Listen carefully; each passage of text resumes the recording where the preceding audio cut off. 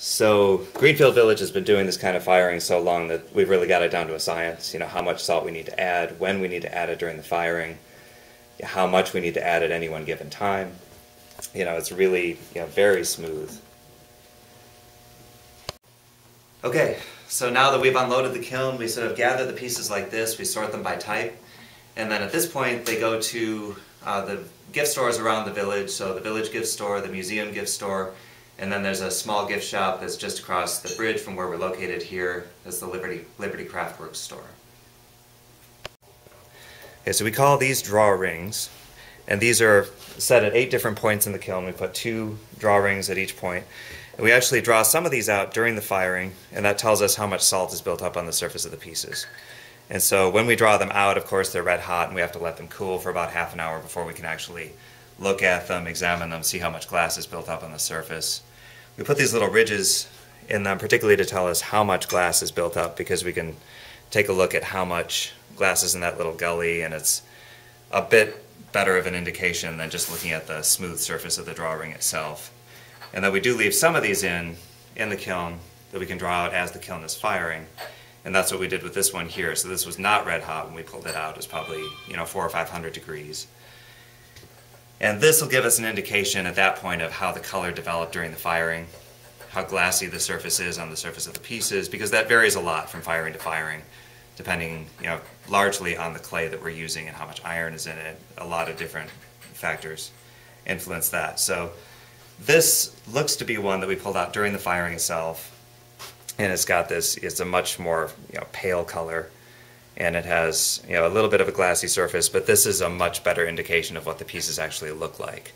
So you can compare this to some of these, and it's a very good indication of how the color developed during the firing.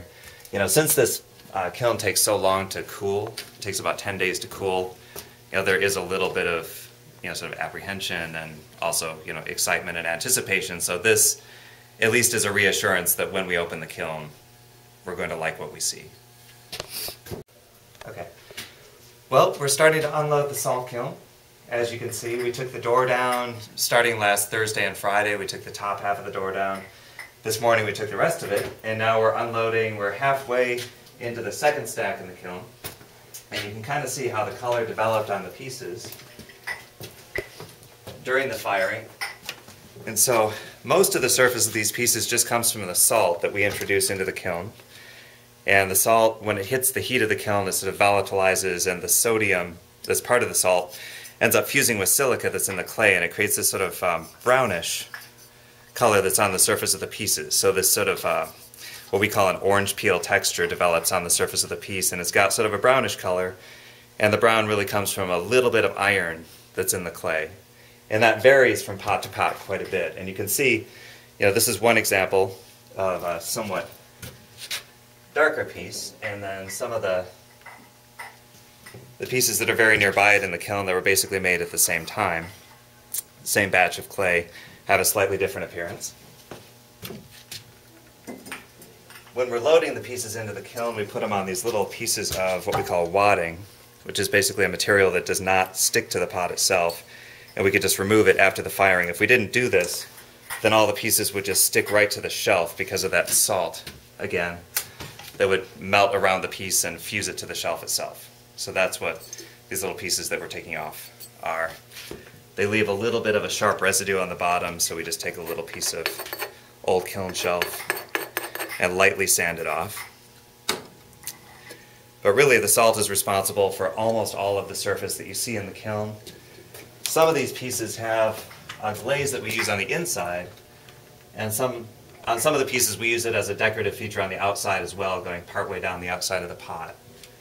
And that's that kind of nice yellowy color that really blends well with the salt glaze surface.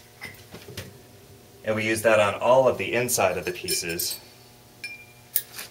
and sometimes it gets a very different appearance, like this one, where the inside of the piece really was not exposed to the external surface of the firing at all, got a very dark color.